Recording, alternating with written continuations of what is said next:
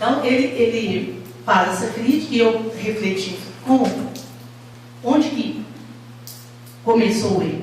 Foi na base, que a gente pode tentar evitar. Por exemplo, hoje eu trago aqui para discutir, antes de discutir NR, cabe ou não cabe NR, eu discutiria aqui, a minha proposta é discutir com você o que é risco psicossocial, né?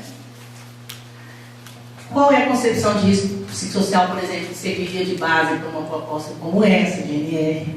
Como é que fica essa noção de risco nessa proposta? É possível adotar essa noção de risco sem resvalar desses problemas todos que a gente tem visto nos outros países, no caso específico da França?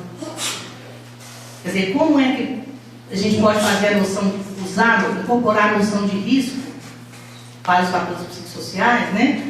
Sem cair nesses problemas identificados por esses teóricos franceses. Como afastar o perigo de transformar essa noção na simplificação comumente feita de sujeitos passivos, indefesos, frente às agressões do meio? Mais importante, é possível, de fato, tratar o psicossocial como risco? De que forma, em quais circunstâncias? Eu acho que foram questões que o Fernando também manifestou uma inquietação aqui na fala dele. Né, quando ele falou, inclusive, que é um terreno pantanoso, e é mesmo.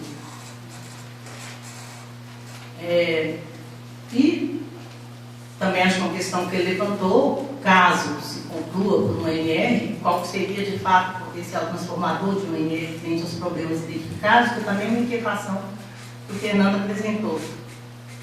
Mas, enfim, eu achei que eu poderia contribuir aqui hoje recuando um pouco a discussão, ao invés de discutir propriamente a NR, discutir o próprio conceito que embasa essa NR, que é o conceito de risco psicossocial.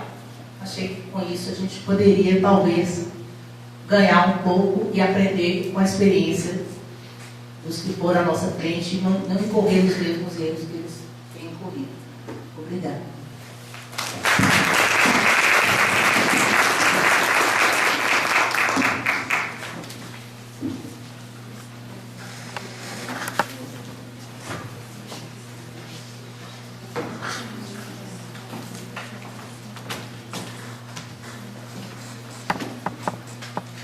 Muito bem, então, dando sequência, por fim, professor Francisco, Departamento de Engenharia de Produção da UFMG.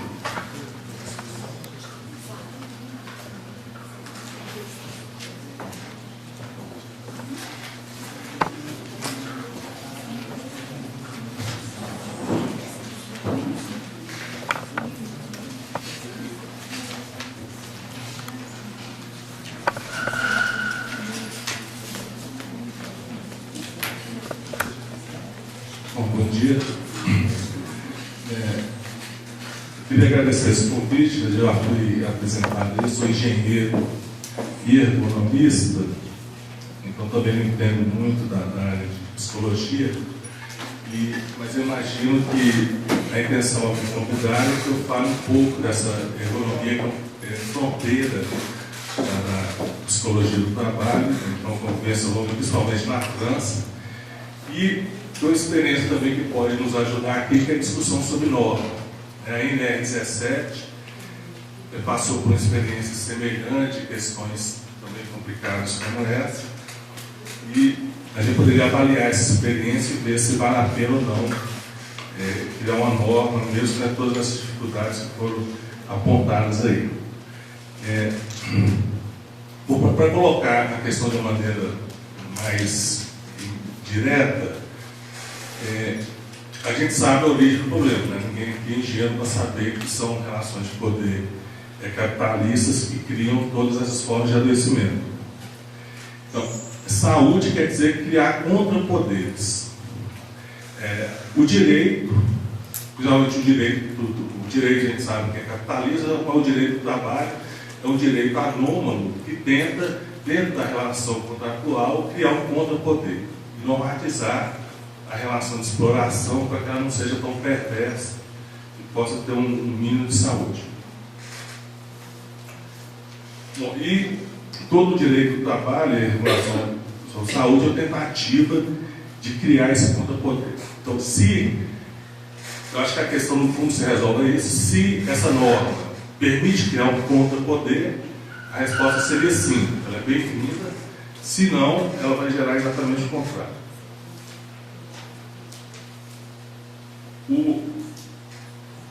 Aí, para ilustrar um pouco essa dificuldade, vou comentar alguns casos aqui da ergonomia, que mostram qual que poderia ser uma direção, né, nesse terreno pantanoso e para se poder aproveitar essa norma.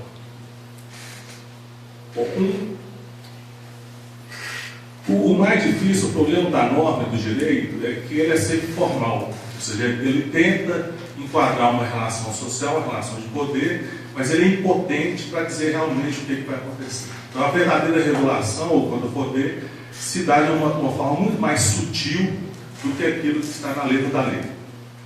E essa sutileza, essa vida cotidiana, que é difícil aprender. Então, tem que haver, junto com a norma, tem que haver condições de apropriação pelos trabalhadores, que não pode estar dentro da norma. Essa é a contradição que é difícil resolver com o direito. O direito não resolve, mas ele pode ser um instrumento útil, desde que ele seja reapropriado pelos trabalhadores. Que não pode ser dentro da norma, mas de outra maneira, que pode ser ajudada por ela, mas que ela não pode resolver. Então, tem um exemplo muito interessante, num artigo que nós escrevemos com o Marcelo Santos, sobre a privatização do trabalho dos garis. Então, a Prefeitura de Belo Horizonte passou de um serviço a SLU muito bem estruturado ao longo de anos e recentemente está privatizando e terceirizando essa atividade. Pois é, nesse artigo a gente tenta mostrar que essa privatização gerou mais acidentes e mais adoecimento. Que parece ser uma coisa evidente, mas que é uma das coisas mais difíceis de se mostrar essa relação entre terceirização e problemas de saúde.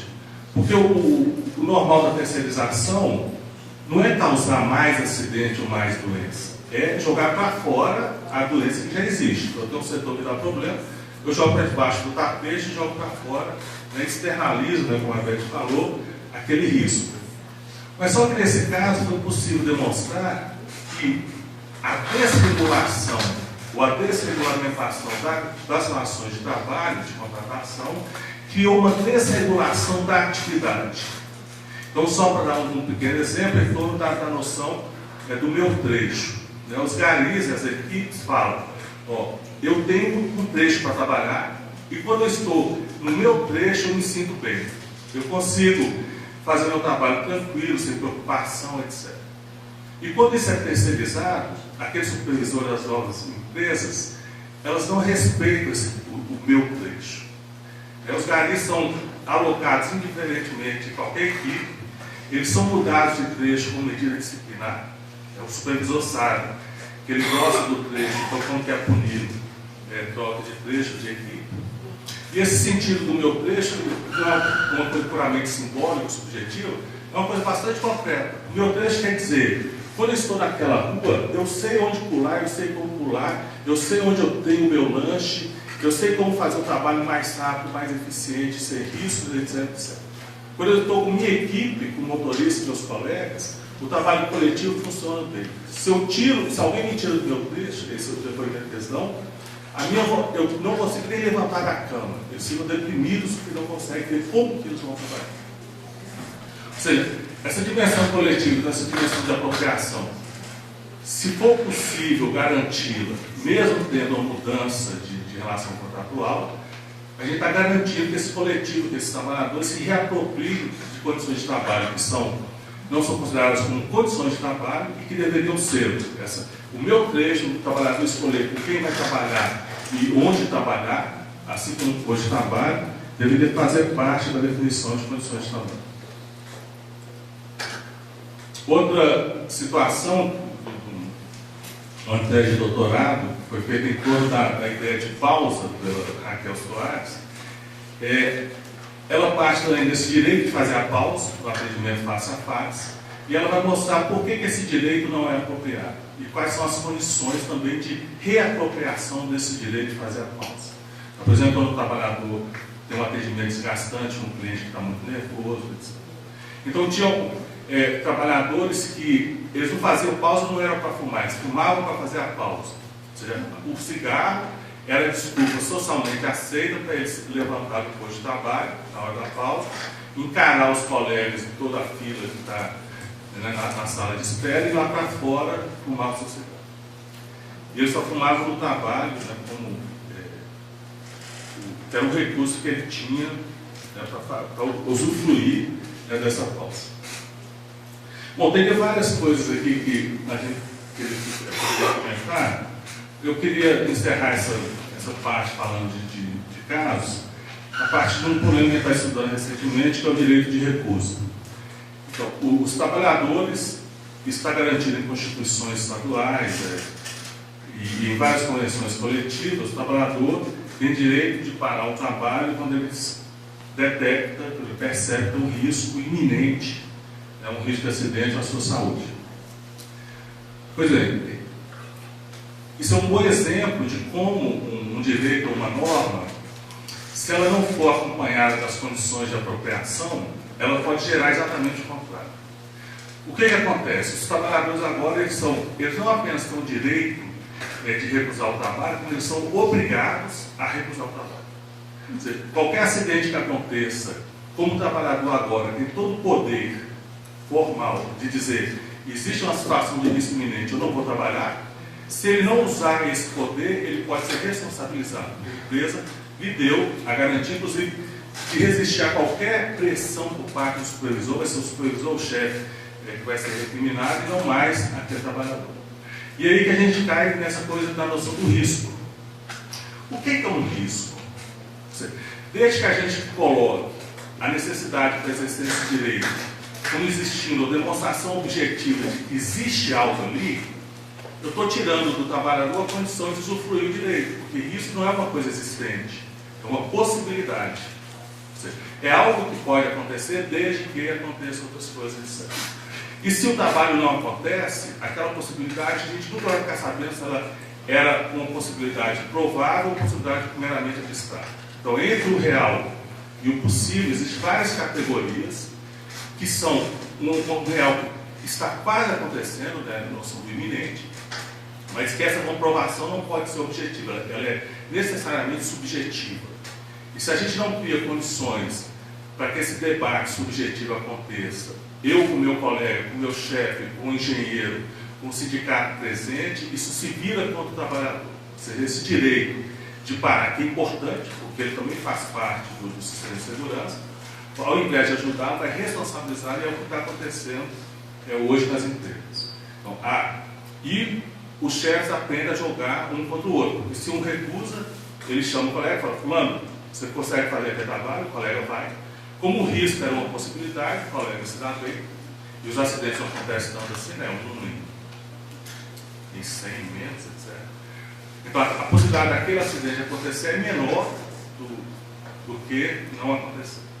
E aqueles colegas que encaram aquela situação, às vezes o próprio chefe que faz, para demonstrar que o colega está medroso ou não é profissional, etc. Então, são as formas sutis do assédio moral que vão aparecendo nessas situações, e que depois ele fica mal nessa história e vai pensar duas vezes antes de recusar um novo trabalho, etc.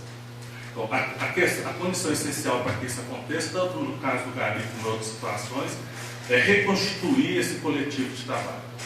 Ou seja, se não, e que é exatamente o que está sendo destruído, desmobilizado, quando você responsabiliza o indivíduo para ele se autocuidar, ele tomar uma decisão individual, quando isso deve ser uma decisão coletiva e construída socialmente.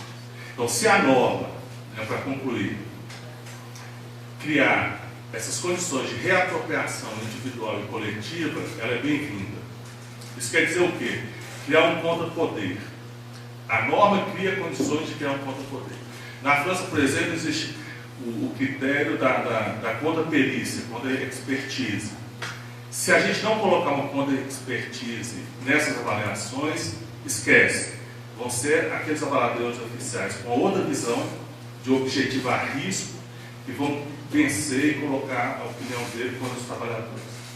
Então, é necessário que os trabalhadores, e aí o Brasil começa a avançar um pouquinho nessa questão, crie condições de exigir uma conta de expertise em qualquer situação.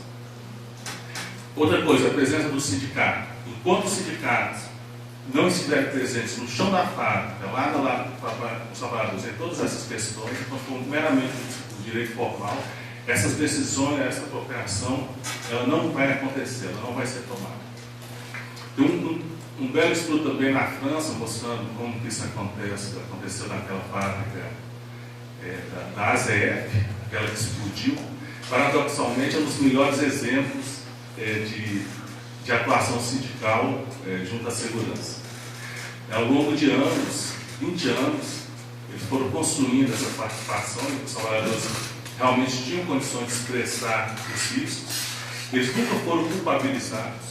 Em um determinado momento que acontece um incidente, aí o trabalhador fala que aconteceu porque ele tirou o IPI, o diretor quer punir, e toda a fábrica se movimenta e diz, não, se começar a punir, a gente vai começar a esconder. Então não é assim que a gente faz a prevenção aqui. Aí o diretor deve rever aquela punição que ele havia dado ao trabalhador, e é isso que normalmente acontece. A gente não consegue analisar incidentes, não consegue analisar acidentes, porque a gente fica procurando culpado. E se a gente procura culpado, a gente não consegue enxergar. A análise para na culpa e a gente não vê por que aquele trabalhador se comportou daquela maneira. Então, se esses contrapoderes puderem ser criados, e aí a norma, mesmo sendo uma norma que é sempre, a natureza da norma ela é formal, mas se isso pudesse ser introduzido pouco a pouco, a gente poderia começar a avançar. Bom, eu só queria comentar rapidamente então a experiência da NR17. Quando ela foi criada, também lá no início dos anos 90, teve muita discussão, mas faz sentido ter uma norma de ergonomia, porque a inspiração não era a ergonomia dos fatores humanos, essa que dá parâmetros objetivos, a altura da cadeira, a iluminação, a quantidade de toques, a pausa na hora de trabalho. Só que o contexto social era esse, né, dos digitadores, dos bancários. E a norma ela é um Frankenstein que tem uma parte que é objetiva e tem uma parte que é subjetiva, é mais aberta, que é um pequeno capítulozinho sobre a organização do trabalho, que fala de cadência, de ritmo, de conteúdo do trabalho, e que deixa uma portinha, uma janelinha para que a gente consiga trabalhar. Então, na minha avaliação, hoje, né, depois de uns 20 anos aqui, 20 e poucos anos que essa norma existe, exatamente 20 anos, é que ela foi positiva porque ela deu condições para que algumas pessoas que têm uma visão diferente, eles conseguiram atuar, a gente começou a criar um ponto de poder, através da ação junto ao Ministério Público do Trabalho, uma formação longa e pesada também na DRT, nos auditores fiscais, que pouco a pouco cria esse espaço. Ele é mínimo, e hoje inclusive está diminuindo, eu nem saberia dizer qual é a proporção, mas é uma pequena partezinha, um espaço mas esse espaço foi positivo. Ele foi acompanhado de uma série de outras ações externas para aproveitar essa brecha, inclusive os técnicos do Ministério Público, do Trabalho e outros, eles recusam determinados laudos econômicos porque já tem um outro padrão, tem um outro exemplo que permite dizer, olha, isso aqui não está adequado. Então, mesmo que tenha todos esses vieses que pode acontecer em relação aos riscos psicossociais, eu acho que poderia, talvez por aí, não vou agora emitir a minha opinião, mas a gente pode discutir, talvez por aí encontrar um saída.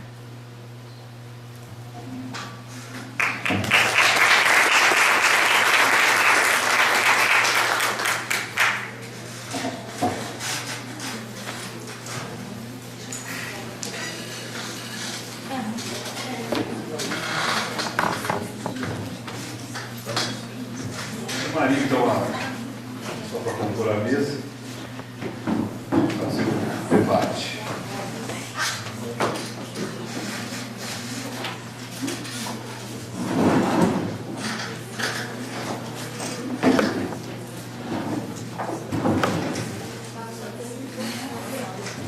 Tem um microfone aqui também. Então, gente, quem tem perguntas?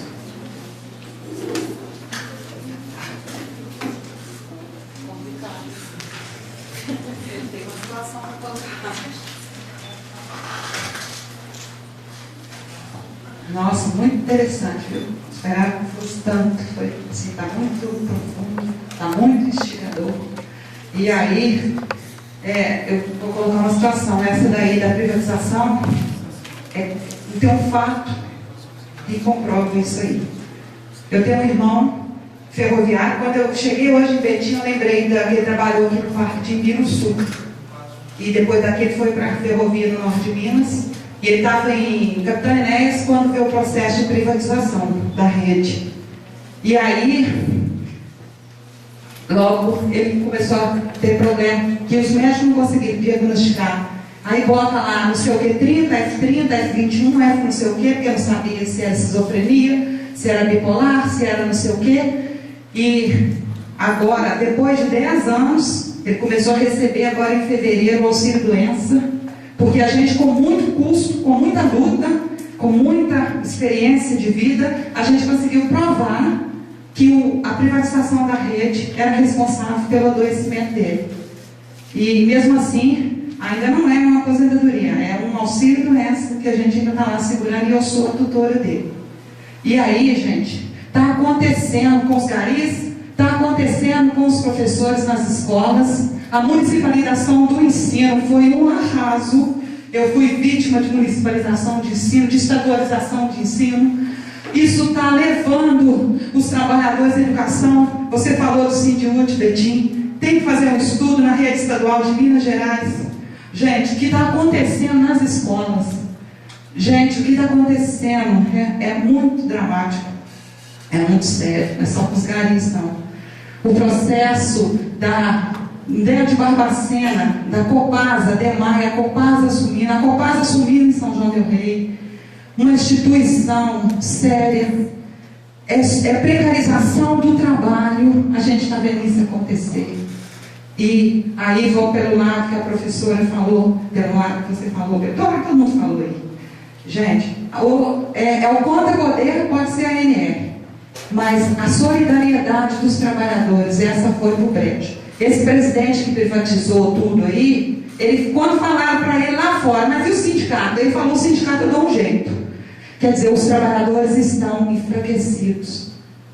Ou a gente se solidariza e consegue fortalecer, enquanto ser humano, está faltando humanização, está faltando solidariedade.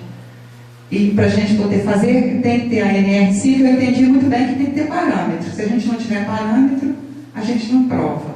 Mas se a gente não tiver solidariedade, como fez na da EPI, a gente vai e faz o trabalho do outro e assume, o Estado se desresponsabiliza, empurra para a prefeitura, que terceiriza, e hoje tem câmera dentro de sala de aula focalizando no professor.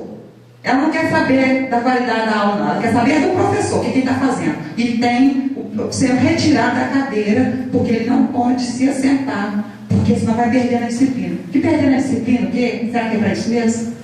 Então, gente, é isso. Me desculpa a tremedeira aqui na mão, mas é porque mexeu fundo comigo.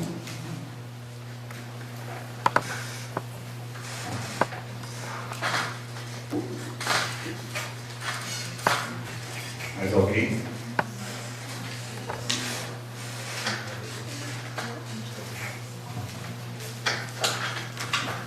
Eu quero fazer uma pergunta para o Chico. Meu nome é Adriana, eu sou psicóloga do Sereste, é o Centro Regional de Saúde do Trabalhador, aqui de Betim. E me interessou particularmente, Chico, como é que a gente consegue criar esse contrapoder. Como? Hoje a gente vê um enfraquecimento dos sindicatos, né, muito grande, um enfraquecimento dos coletivos, né, de trabalhadores. Eu entendo que uma forma seria por esses coletivos. Mas aí fico pensando também no papel do Sereste, da saúde do trabalhador, do SUS, aí com a vigilância em saúde do trabalhador, que ainda há algo incipiente, principalmente para as questões de adoecimento mental. mas como uma possibilidade também no sentido de empoderar os trabalhadores. Mas me parece que é mais do que informação, né? Então, assim, queria que você falasse um pouco mais sobre isso. Eu acho, dentro de um sistema neoliberal, né, que nós estamos falando disso, a fragmentação do sindicato, a fragmentação das classes, né, dos trabalhadores.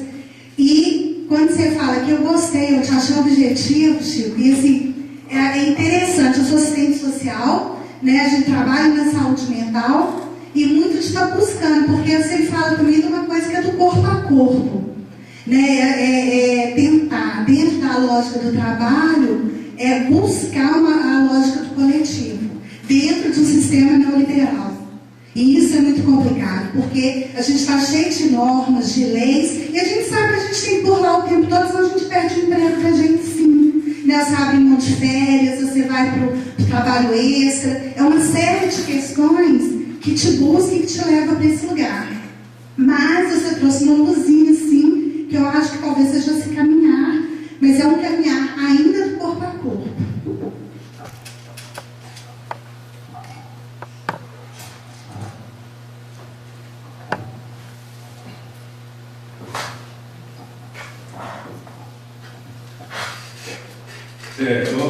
É sempre difícil, né, tentar encontrar as brechas na direção que a gente quer dentro dessas relações de poder.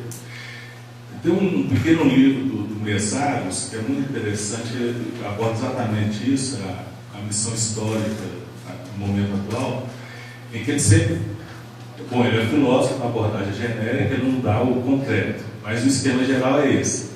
Sempre existe algo que a gente pode fazer, mas tem que ser a coisa certa, não pode fazer qualquer coisa, senão o tiro sai pelo outro lado.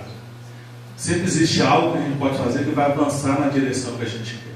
E esse algo, por isso que o Estado soviético deu errado, é porque ele abandonou o corpo a corpo.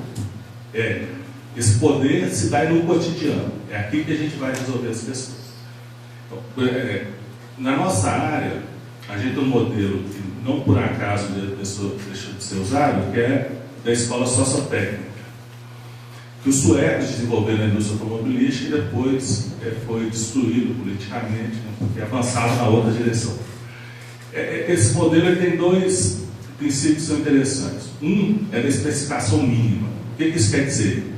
Que eu coloco um procedimento até um certo ponto e a partir daí aquela equipe tem autonomia, né, para resolver seus problemas. E eu vou interessar o resultado que eles vão fazer, ao invés de ficar, né, determinando como eles vão fazer. Ou seja, é uma lacuna de regras que vai no sentido da saúde. Mas lacuna de regras, né, como o Fernando falou, pode ir contra a saúde. A falta de regras também deixa as pessoas à mercê do vire-se. A gente deu as condições, a meta, e agora se virem para dar o resultado. Então, sempre tem essa dupla face, né, que a gente tem que tentar evitar. Então, para que isso aconteça, a definição de metas tem que ser debatida, tem que ser consensual. Não pode ser imposta nos sistemas como existe hoje, que acaba criando uma esquizofrenia dentro da empresa. Você tem que fazer o seu trabalho e depois tem que produzir para produzir resultado. Porque o sistema de metas não cola com a atividade real. É mais uma coisa que eu tenho que inventar números para satisfazer os relatórios, etc. E aí gera toda essa pressão redobrada, né, sobre os trabalhadores. Inclusive, não é só trabalhador não, tá? O gerente suicida, engenheiro suicida, porque também está nesse sistema maluco que foi criado e a gente não consegue sair dele. Então, uma coisa é isso, autonomia. Tem que abrir o espaço da autonomia real, e não é fictícia, inclusive discutir meta, porque senão cria uma armadilha que os trabalhadores vão penar e vão sofrer mais. Outro princípio que tem é de hierarquia reversa. O chefe não é quem manda, é quem obedece. Ou seja, o supervisor dessas equipes não manda nada lá dentro. Ele é apenas um mandatário que vai lutar lá fora com os gerentes para defender condições de trabalho para a equipe. Então, ele é um representante externo, não um chefe. um representante interno da hierarquia. Inverte a relação. E é isso